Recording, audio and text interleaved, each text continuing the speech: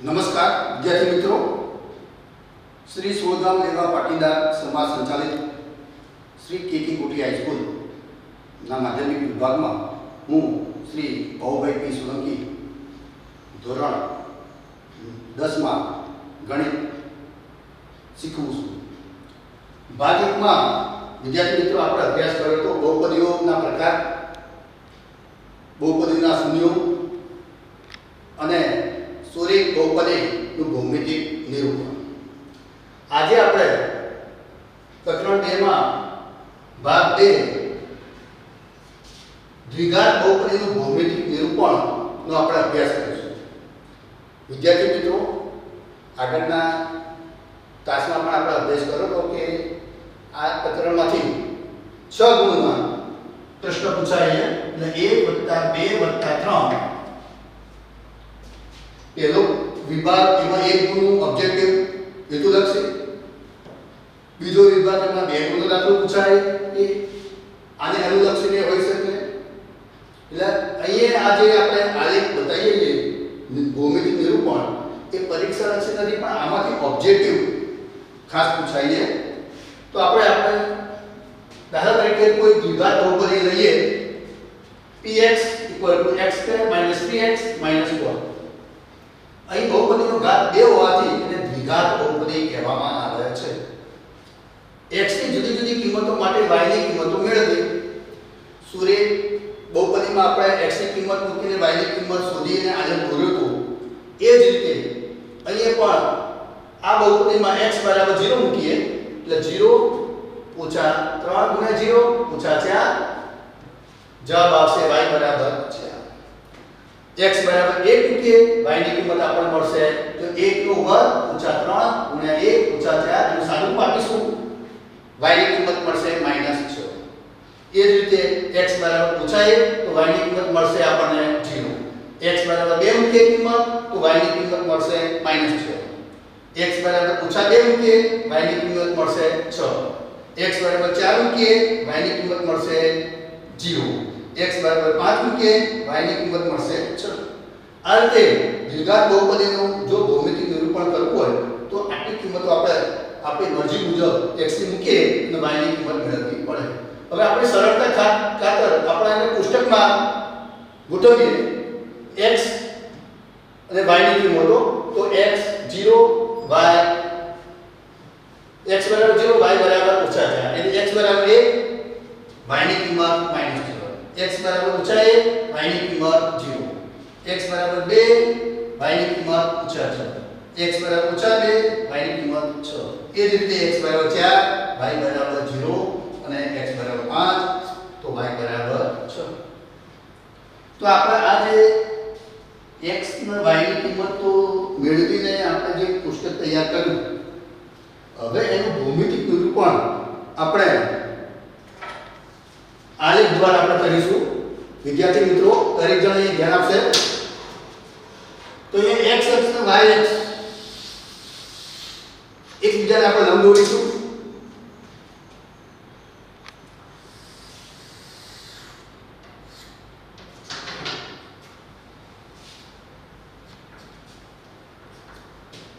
બંને લંબ એ અક્ષો જે બિંદુમાં છે એને આપણે O એટલે ઓરિજિન નામ આપીશું. અહીં દરેક ખાનામાં આપણે એક એક સેમી લઈએ. x અક્ષ ઉપર વધુ 5 તો x અક્ષ ઉપર આપણે વધુ 5 1 2 3 4 5 અને 6 લઈ લઈએ. એ જ રીતે આ x અક્ષ તો આ x ડેશ અક્ષ. વિદ્યાર્થી મિત્રો, પરીક્ષામાં આ આલેખ પૂછાતા નથી આ પ્રકરણમાંથી, પણ આ કઈ રીતે આલેખ ઉપરથી આપણે જે સમજવાના એ જ આપણે સમજવાનું છે. આ બધું કિંમતો માઈનસ થશે. -1 -2 -3 -4 -5 -6. તો x અક્ષ ઉપર આપણે 5 વધુ કિંમત એટલે 6 સુધી લખ્યા. હવે y અક્ષ ઉપર 6 એટલે 7 સુધી આપણે લખીશું. અહીંયા પણ એક એક સેમી 1 2 3 4 5 6 અને 7 આ y અક્ષ તો આ y અક્ષ નીચે -1 -2 -3 -4 -5 -6 અને -7 કોઈ પણ આલેખ આપણે દોરવો હોય તો શરૂઆતમાં આટલી પ્રવૃત્તિ આપણે કરવી પડે. હવે x અને y ની જે કિંમતો કોષ્ટકમાં આપેલી વિદ્યાર્થી મિત્રો બરાબર ધ્યાનથી એક એક બિંદુ લઈશું અને એનું નિરૂપણ આપણે અહીં કરીશું. 0 - 4 x અક્ષ પર 0 લા 0 y ઉપર -4 -4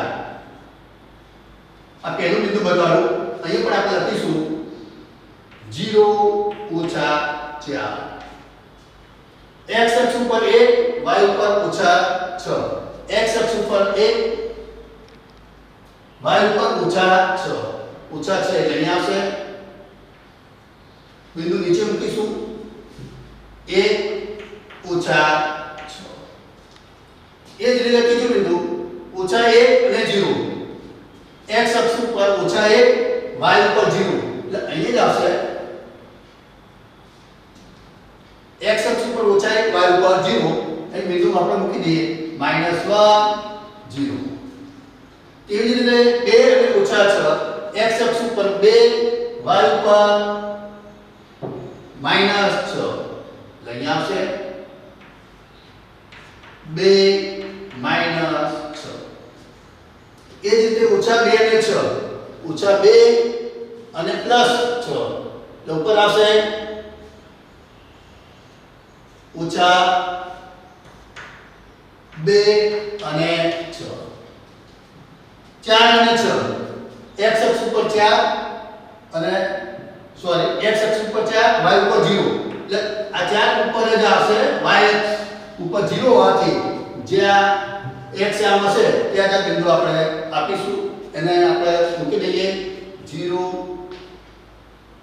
4 અને 0. છેલ્લું બિંદુ 5 અને 6 x અક્ષ ઉપર 5 અને y ઉપર 6 એટલે ઉપર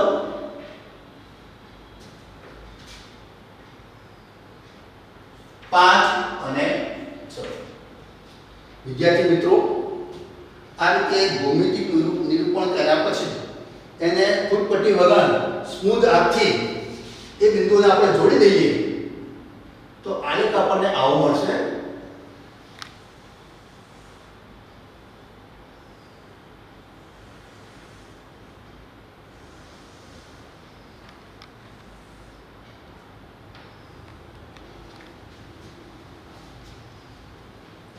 અને આ આલેખ જે મળશે એ બહુપદીનું નામ px = x² - 3x - 4. તો આપણે દ્વિઘાત બહુપદીનું ભૌમિતિક નિરૂપણ કર્યું. વિદ્યાર્થી મિત્રો અહીં આપણે ઉપરનો આલેખ આપણે જોઈએ અને આપણે કહી શકીએ કે આલેખ ઉપરની બાજુથી ખુલ્લો વક્ર મળે છે.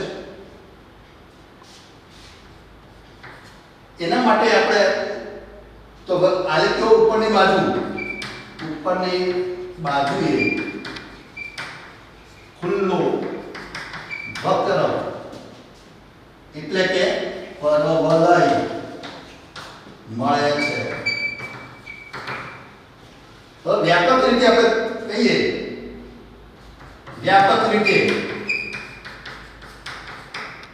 દ્વિઘાત બહુપદી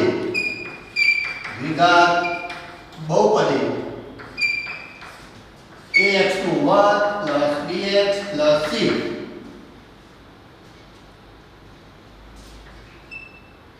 જ્યાં વ્યાપક રીતે દ્વિઘાત બહુપદી ax² + bx + c એટલે આપણે આ ઉદાહરણ તરીકે લીધું છે અને વ્યાપક રીતે ax² + bx + c માં જો a > 0 હોય તો એટલે એની કિંમત ધન હોવી જોઈએ.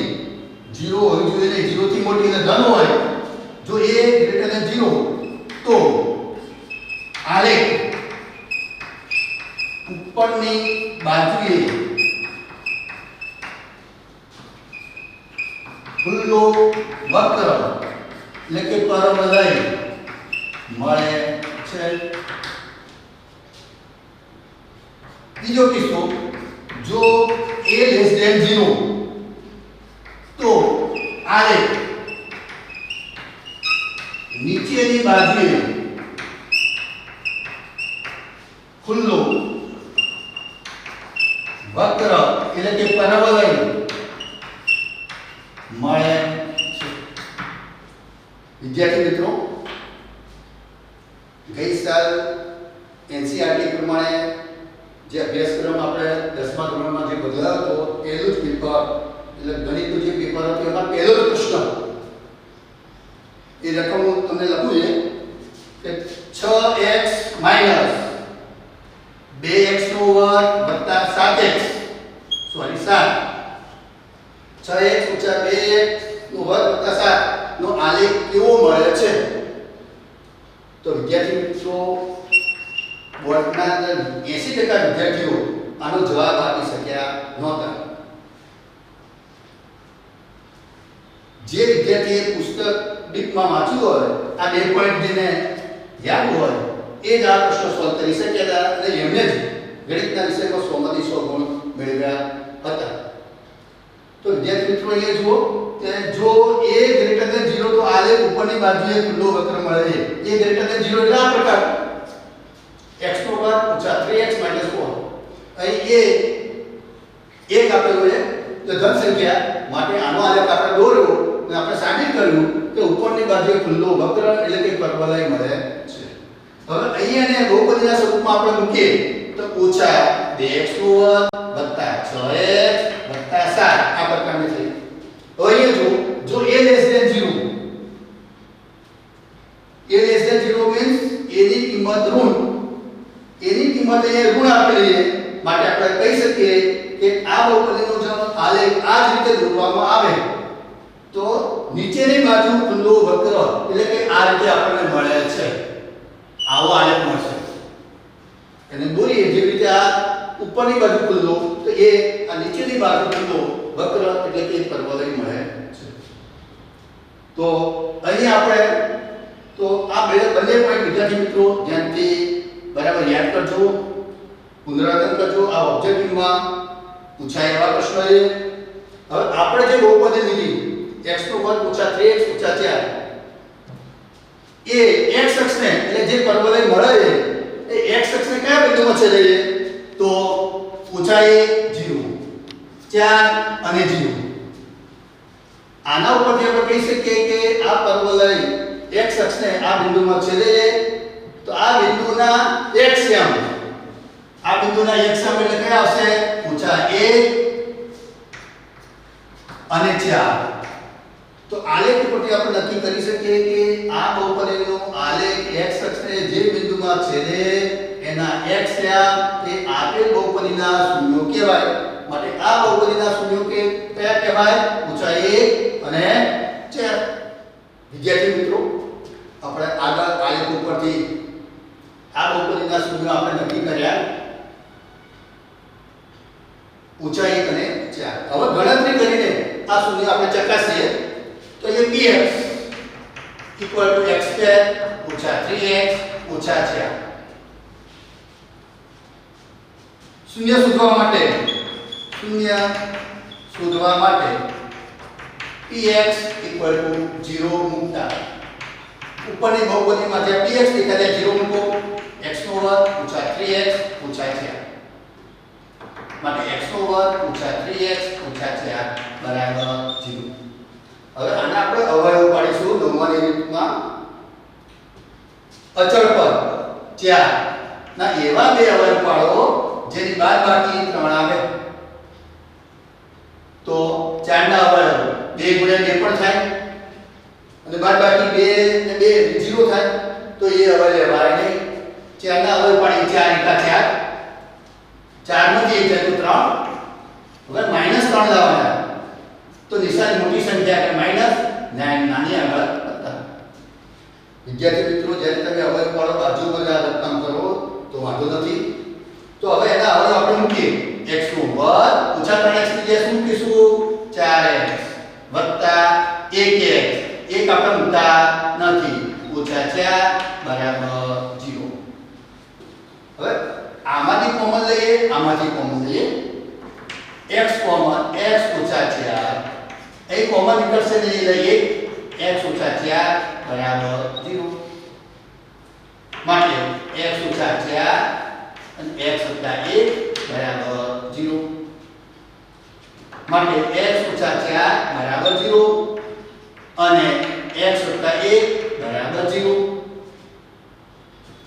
માટે x, હવે આને સૂત્ર કરતા બનાવીએ તો x બરાબર 4 અથવા x બરાબર -1. તો અહીંયા જોઈ લો તો આ શૂન્ય થયા. માટે px ના શૂન્ય -1 અને 4 છે.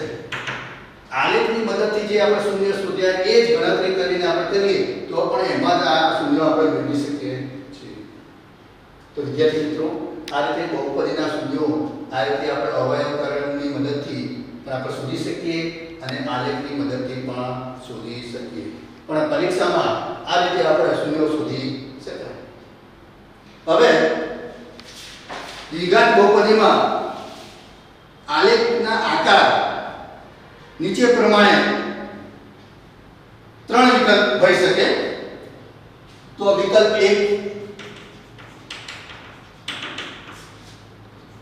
એમાં આપણે આલેખ આ રીતે કાચું કામ કરીશું.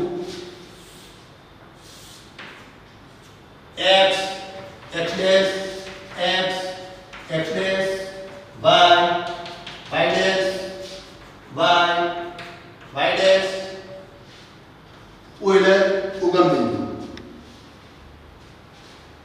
તો આના આલેખ આ રીતે પણ હોઈ શકે. પહેલો કિસ્સો આ રીતે વિચારીએ.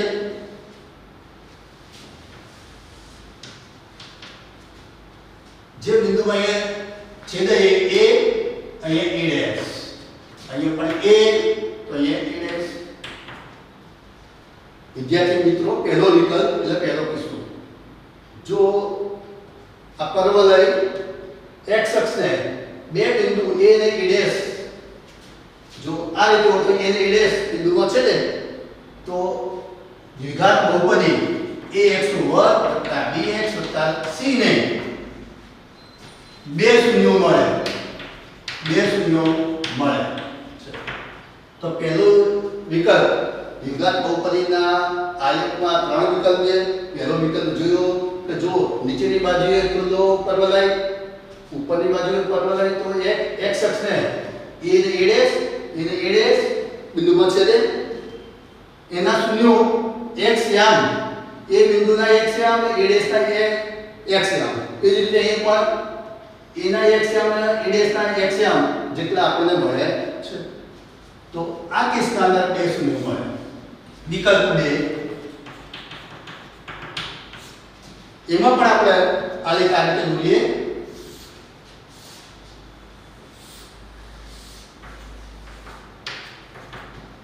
x x dash y y dash ઓઇલર ઉગમ બિંદુ x x dash y y dash. વિદ્યાર્થી મિત્રો, તો અહીંયા પેલામાં બંને પર્વલય x અક્ષને બે ભિન્ન બિંદુમાં છેદે છે. જ્યારે આ બીજા કેસના અંદર આ રીતે પણ હોઈ શકે.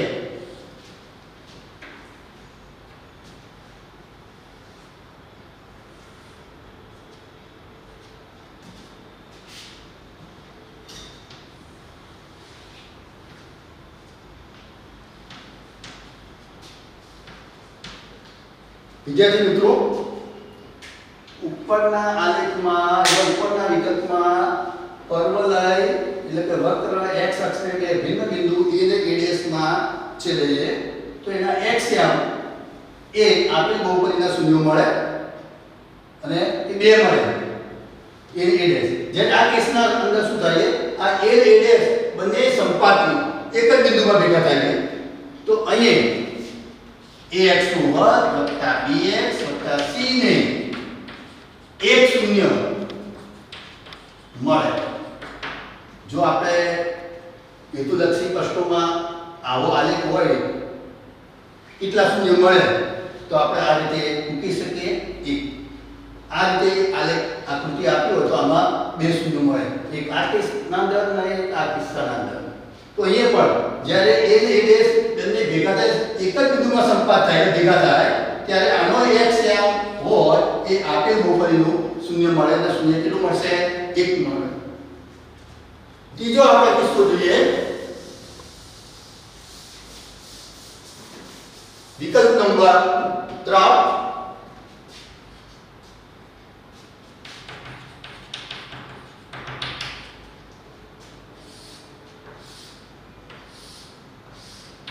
x x dash y y dash x x dash y અને y dash. O એટલે ઉગમ બિંદુ, એના યામ 0 0. હવે બંને જે કિસ્સા હતા એનાથી અલગ અલગ પ્રકારનો વક્ર મળે. જોઈ લેજો વિદ્યાર્થી મિત્રો ધ્યાનથી.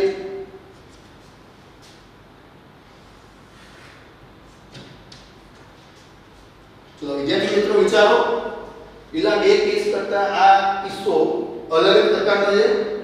હવે આમાં અમુક વિદ્યાર્થી શું કરે છે કે આ બિંદુમાં છેદે લે એક બિંદુ શૂન્ય, અહીંયા પણ શૂન્ય, પણ આપણે શરત શું આપી કે આપેલ આલેખ x અક્ષને જે બિંદુમાં છેદે એ જ જવાબ લે. તો એ આ કિસ્સાના બંને કેસના બંને આકૃતિમાં જોઈએ આલેખમાં તો એ જે વક્ર છે એ x અક્ષની ઉપર અને x અક્ષની નીચે આપેલા છે. જ્યારે આ રીતે આલેખ મળે તો એના વાસ્તવિક શૂન્યો મળતા નથી. માટે ax નું વર્ગ bx c નહીં વાસ્તવિક શૂન્યો નથી. હવે અહીંયા એમ કહીએ કે શૂન્યની સંખ્યા, તો આના અંદર શૂન્યની સંખ્યા કેટલી મળશે આપણને? 2. આના અંદર શૂન્યની સંખ્યા કેટલી મળશે? 1. જ્યારે આના અંદર શૂન્યની સંખ્યા 0 મળશે. વાસ્તવિક શૂન્ય મળે નહીં, વાસ્તવિક શૂન્ય મળે નહીં એટલે શૂન્યની સંખ્યા આપણને 0 મળશે. વિદ્યાર્થી મિત્રો ફરીથી ધ્યાન આપજો. આપણે શૂન્યો એટલે બહુપદીના શૂન્યોની સંખ્યા કઈ રીતે આપણે મેળવવી, આગળ આપણે પરવલય ઉપરથી એના શૂન્યો આપણે ની સમજ મેળવી. હવે ચોપડીના ઉદાહરણ નંબર 1 નો અભ્યાસ કરીએ આપણે. એ રકમ અહીંયા છે.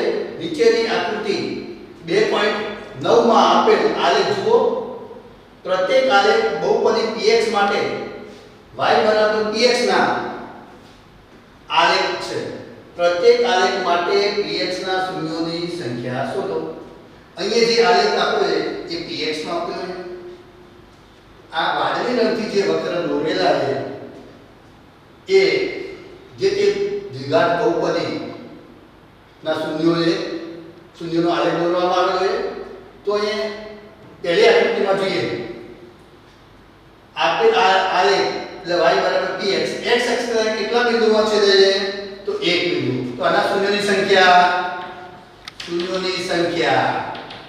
બરાબર કેટલી થશે? 1 થશે. જો અહીંયા પણ છેદે પણ ફક્ત આપણે શરત x અક્ષને કેટલા બિંદુમાં છેદે એ ધ્યાન પર લેવાનું, આ ધ્યાન પર લેવાનું નહીં. માટે આ આકૃતિ 1 માં શૂન્યની સંખ્યા 1 મળશે. હવે આકૃતિ 2 નો અભ્યાસ કરીએ. વક્ર, આ વક્ર એ x અક્ષને કેટલા બિંદુમાં છેદે?